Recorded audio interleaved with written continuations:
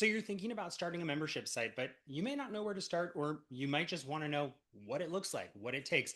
In this video, I'm going to take you behind the scenes of our $700,000 membership and break down exactly how it's grown, what you need to know to get started, and how you can set yourself up for membership site success. Hey there, I'm Zach Spuckler, and I've been running a membership site for the last almost 4 years, and we've been able to scale it year over year. And I want to break down for you how we've been able to do that. Now, one thing that you should know is our membership is called Not Your Average Membership. It's $67 a month, and it focuses on Facebook and Instagram advertising, along with fundamentals of funnels, sales pages, copy, basically anything that you need to know to come together to be able to grow your business, leveraging the power of Facebook and Instagram ads. And over the last 4 years, we've been able to incrementally grow the membership to the point where it's generated about $720,000 in revenue in the last 4 years. Now, I really love to talk about memberships, but I wish I was doing it more because there's so much value to a membership. But the first thing you need to know if you're going to start a membership is that you either need revenue to pour into the growth or you need an existing audience to tap into. Now, I know this is unpopular and a lot of people are like, just start your membership. You can totally just jump right in. But what I've learned along the way is if you don't have the audience to speak to, or you don't have the revenue, the money, the capital to put into advertising or marketing that membership, what ends up happening is that you end up serving a membership of maybe 10, 15, 20 people. And even if you're at 15, 20, 30, $50 a month, you are serving a really small group for a really small amount of revenue. And $500 is not chump change, but when you're putting the time that's required into a membership to actually sustain that membership from community support to content to live calls, what ultimately ends up happening is you serve a really small audience a disproportionate amount of time to the revenue it brings into your business. So the first thing that I tell people is just get clear on understanding what I call the game of memberships. So what exactly is the game of memberships? Well, in short, it is the slow burn. It is the long-term game. So I'm going to cheat and use my notes for a second, but the first 3 months we ran our membership, we launched it in September of 2021. And in the first 3 months, we did about $31,000 in revenue over September to end of year. So in about 4 months of membership ownership. In the first year, we did $136,000 in revenue. In the second year, that went up to 159. So small jump, but we learned a lot along the way. Third year, we did $220,000 in revenue. And this year, we're sitting at about 175,000 at the end of July, which means we'll end the year between $280,000 to $300,000 in membership revenue, depending on what other promotions we do.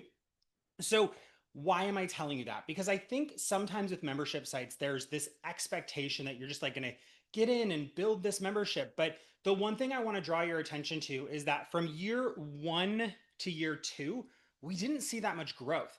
And we learned that the membership game is twofold. You have the attraction of new members, but you also have the retention of existing members.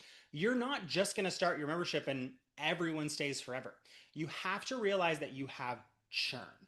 And churn is basically that some people will cancel, some people will leave, and this happens every single month. Okay. So, really, before you even get into the membership game, I don't want to scare you away, but I want you to understand that there is a game to play here that is long term, slow burn, requires capital or audience, and really takes time to grow into. It's something you need to commit to. Now, if you made it this far and you're still watching and you're like, yes, I love it, I'm in for a membership, I'm willing to play the game, I know that there's going to be churn. Awesome. Your first step in launching a membership site is what I call the founding member launch. Now, the founding member launch is essentially just what it sounds like. You're going to have a group of people that join the membership initially. And what we did for our founding member launch was we offered a small discount and we were really transparent that we were launching this thing.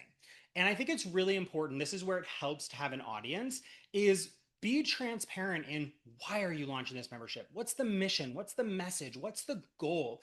Our membership is called Not Your Average Membership. And really, we leaned into this idea that we wanted to do things differently. It's not all about $1 million online businesses and countdown timers and automated webinars that pretend to be real. It's like We wanted people to realize this is a membership where we are not make money at any cost. We are leverage advertising to grow a business that you feel good and aligned with. And so we leaned into that mission and that message as we were growing the membership initially. And so with the founding member launch, there's really three phases. Phase one is tease. So tell people that something's coming. Phase two is announce. Announce that the membership is going to be coming and basically people can enroll. And then close. I recommend that after a founding member launch, you close the membership for a set period of time. Now, our membership is actually open 24/7. So you might be like, Zach, why do you recommend closing the membership?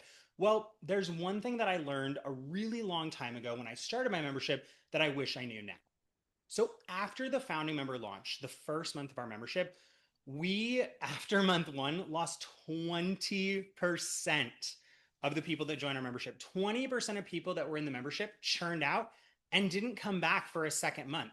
And that's when I realized that the founding member launch, number one, it benefits you to have people that trust you. But number two, after that, you need to really study and analyze what is working, what is not working. What are people enjoying? What are people not engaging with? Because from our first to second year where we didn't see a lot of growth, we realized that our problem was not attracting members, our problem was keeping members. And that's because people were really, frankly, overwhelmed with the amount of content in the membership. And so in that second year, we created what we call your first 90 days. And in our membership, you literally go through your first 90 days is how to build the center of what we teach throughout the entire thing every single month. So we are a content focused membership. We drop content every month, but that can be overwhelming. And we learned really quickly that overwhelmed people don't stick around. And so it's really important that you, number one, get people results, but number two, stop them from feeling overwhelmed. So after your founding member launch, close the doors for a little while, get your legs, get your bearings, see what's working, see what's not, analyze the data, and then you can relaunch the membership and kind of start to expand that membership base. So now it gets into what I call like launch or relaunch or big launch time.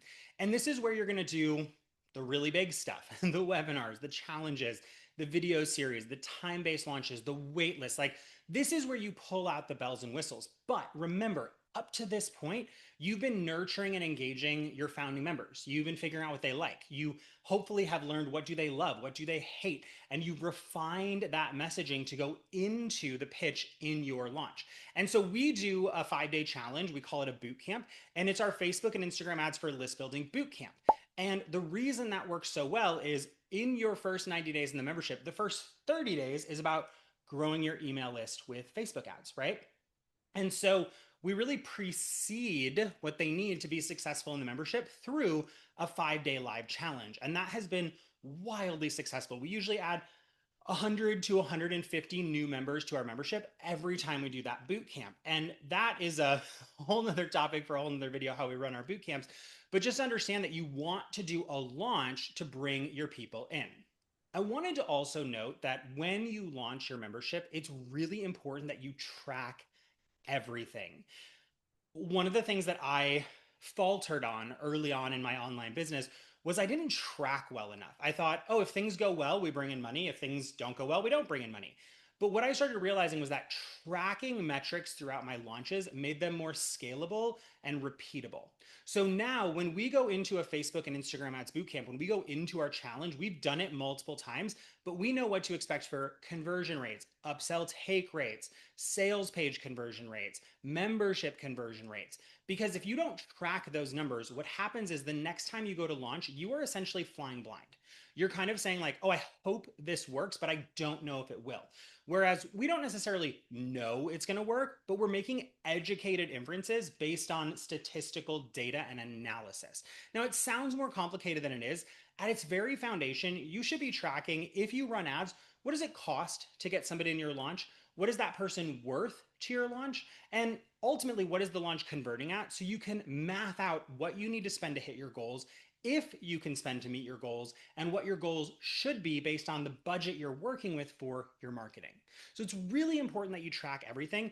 And in addition to that, at the end of a launch, make sure you analyze the launch. Look at the numbers. What are they telling you? What are they saying? Are you realizing that, like for us, we found out that on day 2 of our boot camp, people fell off and they stopped engaging. So we beefed up how we presented day 2, and now we retain more people through the bootcamp, which pushes up our conversion and gets us more revenue.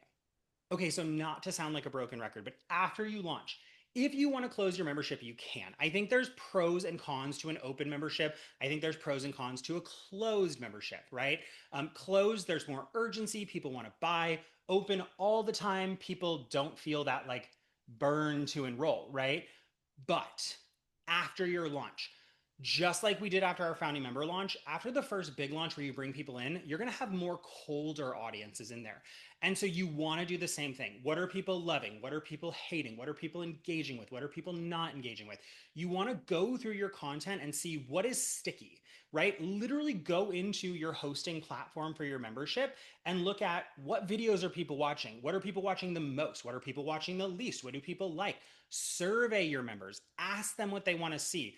And pro tip from me to you, plan your content 3 to 6 months out for a membership. People want to know what's coming next. And if you're just like, oh, next month we're doing this, and they can't kind of future pace themselves 3 to 6 months out, they don't stick as well. And that's something we picked up along the way, that when we future paced our next few months of content, people really engaged. Okay, so now you have your founding members, you have your first kind of inaugural class of public members. Now you're in the scale phase. And this is where I really feel like you are playing the membership game. It's really fun. This is where you start to say, how do I reduce churn, right? What do I do to make people stick? Now you can start playing with Facebook ads and automated funnels to bring people into your membership. You can start expanding and spending more on your launches. But one thing that I want to point out is that as your membership grows, when you get into this scale phase, so too does your customer service. And this is something that I don't see a lot of people talk about. You are going to need support once your membership gets to a certain level. It's different for every market, it's different for every business. But for us, once we hit about 150, 200 people in our membership, we needed help. I had to bring my ops manager in, and what they do for me is they pull a list of everything in our Facebook group. We use a Facebook community, and they just pull a list of everything every morning that I need to respond to. And then every afternoon, they tally up a list of everything that needs to be responded to. Once we hit about 300 members, we brought in a copywriter and ads expert to support our membership. Once we hit 400 members, we brought in a community support person to help alleviate some of the work for my ops manager, but also manage customer service, because you're going to have people who cancel, refund, cards fail, you need to follow up with, have specific logistics questions. Your customer service and your group management is essential to the success of your membership. So in the scale phase, it's easy to get caught up in like, how do I get more people? But remember, the membership game is, yes, bring people in, but you also need to retain, nurture, engage, and support the people that are already inside. Don't get so caught up on marketing a great experience that you forget to supply that great experience. So there you have it. That's sort of a little behind the scenes of our membership and how we've been able to grow it, what I've learned along the way. Just as a super quick recap, number one, know the game. It takes audience or revenue to grow a membership. Number two, get that founding member launch and analyze what people are loving, hating. Be ready for a small initial churn or maybe a big initial churn. Then, once you've analyzed the membership, you can launch a little more publicly, scale up, track those numbers so that you know how you can relaunch in the future. After that initial launch, just like you did with the founding members, start analyzing what a broader audience engages with to keep your membership sticky. And then you move into the nurture, retention, scale phase. You have to keep people happy, and you have to attract new people into your membership. And if you do both, you start to create ongoing growth. And that's how we've taken our membership from, first quarter did 30K to this year will be between $280,000 and $300,000 in membership revenue. So I hope you got massive value from this video. I did want to mention quickly, if you're watching this in relatively real time, August 11th, 2025, I will be speaking at the Membership Momentum Summit. I will drop a link below this video that you can check out if you want to come join and listen to not just me, but dozen plus other membership experts who are going to talk about attracting your customers, nurturing your customers, retaining your customers, growing your membership. You'll want to be there. I'm going to be talking about my $15 a day ad strategy that grows our membership on autopilot. There's going to be so many incredible speakers there. I won't spoil it all. Click the link below if you want to come with us. We would love to have you. And as always, be sure to like, comment, subscribe. I love hearing from you. It tells me, just like I talked about in this video, what you like, what you don't like, what do you want more of? Let me know in the comments. What would you like to see more video content on? We are really leaning into YouTube at the end of 2025, and hearing from you guys lets us make it even better. So I hope you have an incredible rest of your day, week, month, year, and until next time, stay not so average.